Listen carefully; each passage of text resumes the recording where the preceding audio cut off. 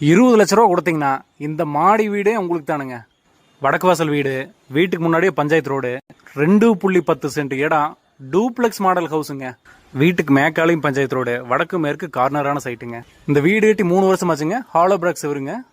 உள்ளுக்குள்ள ஒரு ஹாலு, சிம்பிளான ஒரு கிச்சனு. இந்த அடுப்பு வந்து செவரு முட்டக்கூடாது. இந்த இது வந்து அப்படியே கரெக்டாக வாசப்பறையாக வச்சிருக்காங்க பார்த்தீங்களா.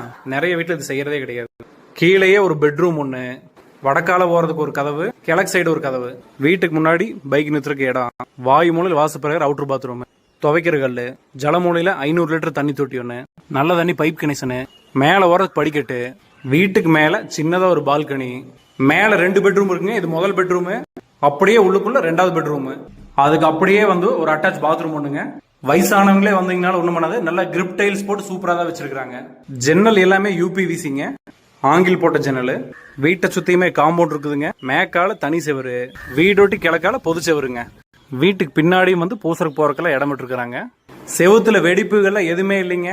எந்த மூளை பாத்தீங்கன்னா நல்லா தான் இருக்குது. உள்ளுக்குள்ள ரூம்லயும் செக் பண்ணியாச்சு, எங்கேயுமே வெடிப்பு கிடையாதுங்க. கிராக்ஸ் எதுவுமே கிடையாது. பில்டிங் நல்லாவே இருக்குதுங்க. உடுமலைப்பேட்டை பஸ் ஸ்டாண்ட்ல இருந்து வந்தீங்கன்னா ஒரு 15 கிலோமீட்டர் தூரங்க. வாழவாடி அப்படிங்கிற லொகேஷன் தாங்க இந்த வீடு வந்து அமைச்சிருக்குது. இதோட லோன் வந்து பாத்தீங்கன்னா ஒரு 17 லட்ச ரூபாய்க்கு லோன்லயே இருக்குதுங்க.